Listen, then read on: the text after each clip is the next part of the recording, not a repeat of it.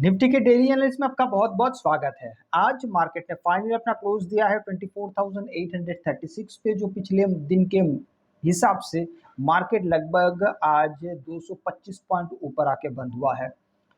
Market ने आज बहुत दिनों बाद, लगभग 8 दिन बाद मार्केट में आके आपको एक ग्रीन कैंडल देखने को मिला है। अगर आप थोड़ा सा मुआयना और बढ़ा देते हैं तो ये पता चलता है कि पिछले महीने सितंबर महीने के 4 तारीख को इस प्रकार से 200-250 पॉइंट का मूव आया था और जाके इस महीने के 1 तारीख को मार्केट में मूव आया था।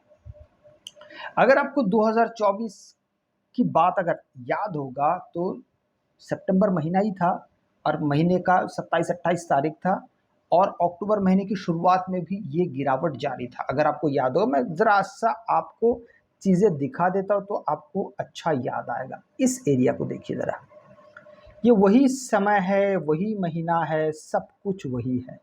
ये सितंबर महीने का अगर आप टॉप देखते हैं, मार्केट का हाई लगा था 27 तारीख। देखिए ये 27 तारीख हाई लगा था मार्केट का, एरिया था 26,200 और वहाँ से फिर मार्केट गिरना शुरू हुआ और वो गिरावट बहुत ज़्यादा शार्प तेज़ था। एक तो मार्केट नवंबर महीने तक लगातार मार्केट गिरा था, दिसंबर महीने थोड़ा सा उठा, फिर वहाँ से गिर के शुरू हुआ और मार्केट अप्रैल तक गिरा था।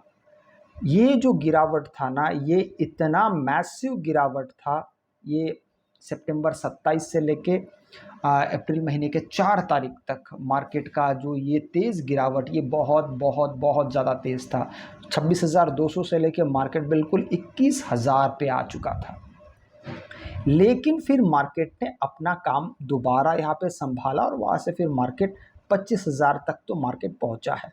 लेकिन इस बार फिर से सितंबर में जब मार्केट गिरने के कगार पे आया तो फिर मार्केट में एक यहाँ पे हमको उजाले की किरण आज दिखाई दी। याद रखिएगा कि पिछले साल 2024 का सबसे ज़्यादा FIDIs की जो बिकवाली थी वो अक्टूबर महीने की थी। सबसे ज़्यादा पूरे साल भर में सबसे ज़्यादा अक्टूबर महीने की थी। मेरा कहने का मतलब यह है कि कहीं इस बार FIDIs पिछले साल जैसे इस साल भी मार्केट में इन सब बातों को रिपीट ना करें। हालांकि हमें यहाँ पर एक आज ब्रेकआउट भी दिखा है। ब्रेकआउट हर नज़रिए से है, किसी भी नज़रिए से आप देखेंगे। एक एक करके इन सब बातों पर पहले हम चर्चा करेंगे। सबसे पहले अगर मैंने आपसे कहा था कि ये जो कैंडल है, जो 26 तारीख को कैंडल बना था, इसके ऊपर जब तक मार्केट नहीं पहुंचता है किसी भी हाल में हमें बाइंग साइड की ओर मार्केट नहीं जाते हुए दिखेगा। ये था मेरा पॉइंट नंबर 1। आज का अगर आप पूरा एरिया भी देखते हैं, खंगाल लेते हैं, तो 26 तारीख के एरिया को अभी तक मार्केट ने ब्रेकआउट नहीं दिया है। ठीक है, ये होगी एक बात। दूसरी बात, मैंने ये कहा था कि अगर मार्केट इस ट्रेंड लाइन को ब्रेकआउट देता है तो आपका क्वांटिटी, आपका टारगेट ये बहुत छोटा सा होना चाहिए, क्योंकि मार्केट का ट्रेंड डाउन है, मार्केट कभी भी रिवर्स हो सकता है। लेकिन हालांकि मार्केट का आज ये जो बुलिशनेस था ये बहुत ज़्यादा तेज़ था। तो इस वजह से अगर आपके मन में कहीं पे भी ऐसा, जिसने भी किया होगा कि भाई मार्केट के ट्रेंड के खिलाफ हम अगर बुलिश ट्रेंड ले रहे हैं तो फिर आज काश हम यहाँ पे होल्ड किए होते, तुम्हारा इतना बन गया उतना बन गया। बिल्कुल भी मार्केट को इस नज़र से मत देखिएगा। क्यों? उसके पीछे का सबसे पहला एक मैं आपको बड़ा कारण दिखाता हूँ। ये मार्केट का सबसे महंगा और बड़ा इंपॉर्टेंट कारण होता है जिसको लोग सबसे ज़्यादा नेगलेक्ट करते हैं। ये है कंसोलिडेशन एरिया। मैंने आपको साफ कहा था कि देखिए 26 तारीख एक बड़ा कैंडल है, मार्केट ज़रूर कोशिश करेगा उसके हाई और लो के बीच में मार्केट बना रहे और उसके इर्द गिर्द मार्केट चलता रहे। तो आज का जो दिन था वो 26 तारीख के हाई के नीचे ही क्लोज हुआ। हालांकि मैं ये बिल्कुल नहीं कह रहा हूँ कि आपको अभी भी बाइंग साइड कंफर्म नहीं है। याद रखिए, एक दिन के 200-250 पॉइंट के चढ़ाई के बाद अगर आपके मन में इतना सा भी आ गया होगा ना कि मार्केट अब बाइंग साइड की तरफ आ गया, नहीं आया है। मेरी बात मानिए, अभी तक बाइंग मार्केट में नहीं आया है। मार्केट इस एरिया के अंदर जब तक है, अब मार्केट का कोई डायरेक्शन नहीं रहेगा। मार्केट आपको कल ही के दिन नीचे भी आता हुआ दिख सकता है और तेज गति से आता हुआ दिख सकता है। हाँ, बाइंग साइड कब कंफर्म होगा? जब ये एरिया टूटेगा। ये एरिया टूटने के बाद ये जो मार्केट का आप हाई देख पा रहे हैं, यहाँ पे जो मार्केट का हाई है, आइए मैं आपको हाई बता देता हूँ सबसे पहले। इस हाई को आप थोड़ा सा ध्यान से देखिएगा, थोड़ा सा इसको नीचे करने की आवश्यकता है हमें। अब देखिए इसका हाई, इस नंबर को ज़रा देखिए, 24,869। इस नंबर को याद रखिए, 24,869। अब तक मैंने इस नंबर के बारे में इसलिए नहीं बात की कि मार्केट वहां से काफी दूर दराज इलाके में मौजूद था। 869 से काफी दूर था, 200-250 पॉइंट था। अब मार्केट आज उसके नजदीक आया है, तो इसलिए इस लेवल की बातें अब हो रही है कि मार्केट 24,869 के ऊपर जब सस्टेन करना शुरू करेगा डे टाइम फ्रेम पे।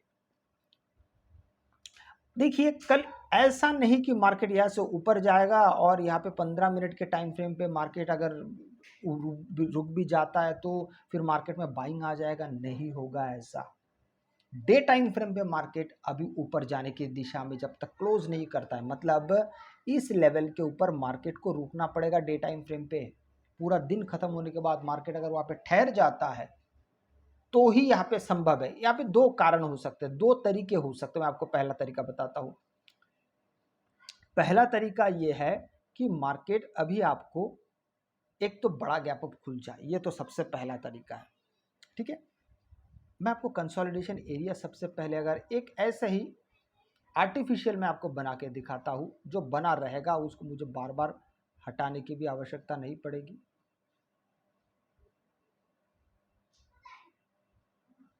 हाँ, अब देखिए इस एरिया को अब जरा ध्यान से देखिए,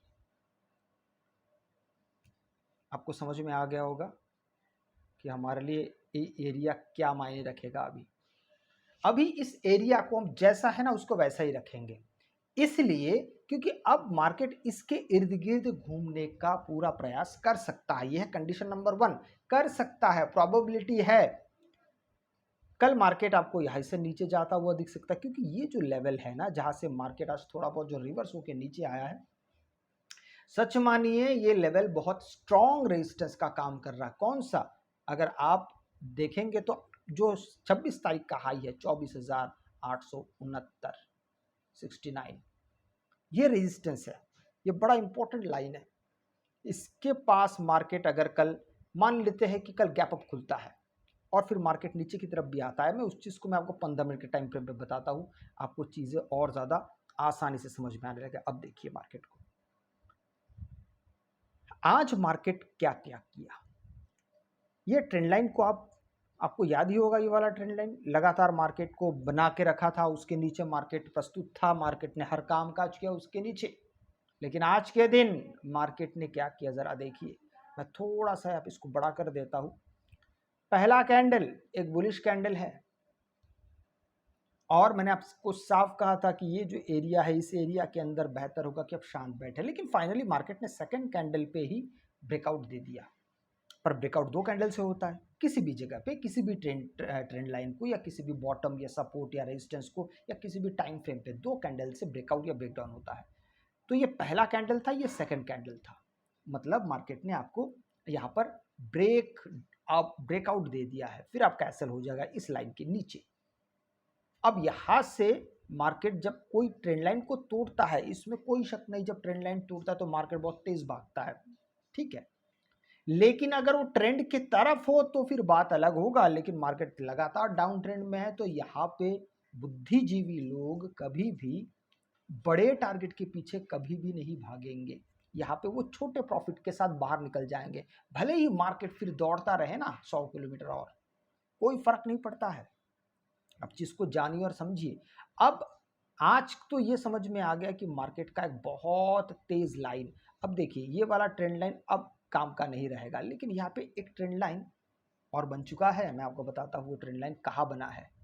अभी उस ट्रेंड लाइन के सहारे हम इस कंसोलिडेशन एरिया को मॉनिटर कर पाएंगे। आइए मैं आपको एक एक करके चीज़ों को समझाने की कोशिश करता हूँ। अब इस एरिया को देखिए,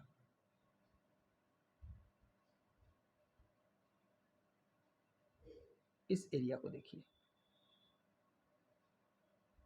ये एरिया कौन सा पता है?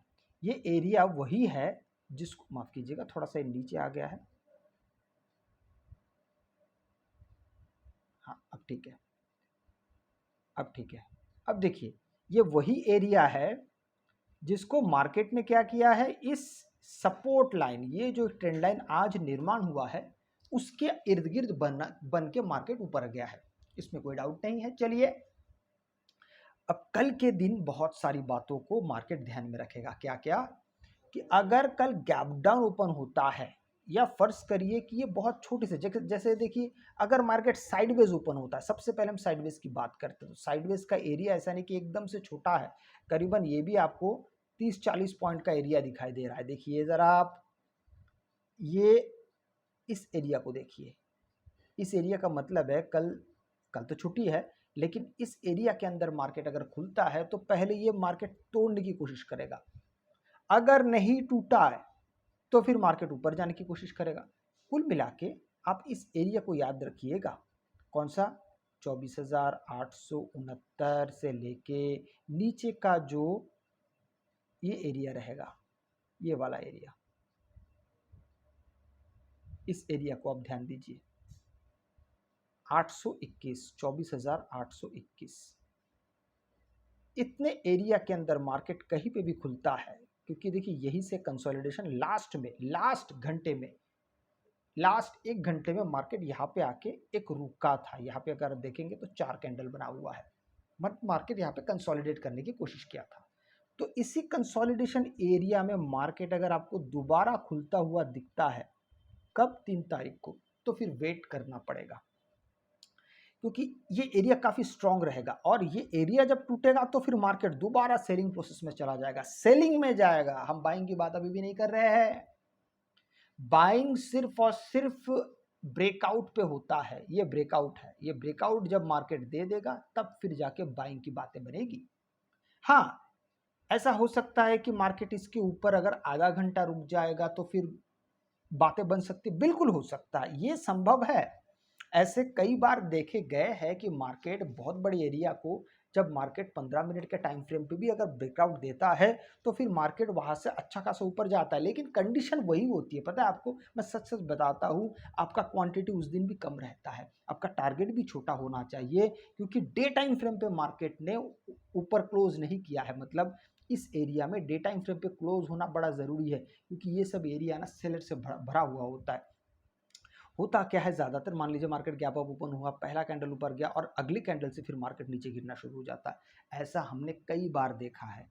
तो एक प्रॉपर जब तक मार्केट एक ब्रेकआउट ना दे देता है ना, तब तक मार्केट पे बाइंग साइड पे फिलहाल भरोसा करना बहुत ज़्यादा सही नहीं होगा। हाँ, हालांकि आप कहेंगे कि भाई फिर आज मार्केट कैसा ऊपर चला गया, वो मार्केट का तौर तरीका है। अगर आप मार्केट में रहना चाहते हैं तो आपको नियम का, देखिए जब हम समाज में रहते हैं तो बहुत सारे ऐसे नियम कानून होते हैं जो कानून की किताब में, जिसको नॉर्म्स कहते हैं, अगर आपने स्कूल में शायद आपने, अगर आपने पढ़ा भी होगा, नॉर्म्स कहते हैं। नॉर्म्स का मतलब होता है कि ऐसे नियम जो कानून की किताब में तो नहीं लेकिन हम लोग मानते हैं। तो ये भी उनमें से एक है कि मार्केट जब विपरीत दिशा में जाता है तो हमें छोटे क्वांटिटी के साथ ट्रेड करना चाहिए, भले ही वो काफी ऊपर चला जाए। तो वैसे ही इनमें से एक नॉर्म यही है कि अगर मार्केट इसके ऊपर चला जाता है और यहाँ पे टिक जाता है और ऊपर जाने की दिशा में रहता है, तो वो भी यहाँ पे हमारा जो, उसे कहते हैं कि ट्रेंड लाइन, इस ट्रेंड लाइन को देखिएगा। अब देखिए अगर ये ट्रेंड लाइन के सहारे मार्केट अगर ऊपर जा रहा है तो एक बार इसकी बातों को विश्वास किया जा सकता है। ट्रेंड लाइन को अगर आप थोड़ा सा और एक्सटेंड कर देते हैं, फिर भी यहाँ पे छोटा सा टारगेट के साथ ही आपको आगे बढ़ना चाहिए, भले ही मार्केट आपको एक दो दिन, क्योंकि देखिए मार्केट आपको हमेशा ट्रैप करने की कोशिश करता है और ये आपकी जिम्मेदारी होती है कि आप ट्रैप ना बनिए। इसलिए छोटे प्रॉफिट बहुत अच्छे होते बड़े लॉस से। अगर आपको वीडियो अच्छा लगे तो लाइक शेयर सब्सक्राइब जरूर कीजिएगा। आपसे मैं अगले वीडियो मिलता हूं, तब तक के लिए जय हिंद।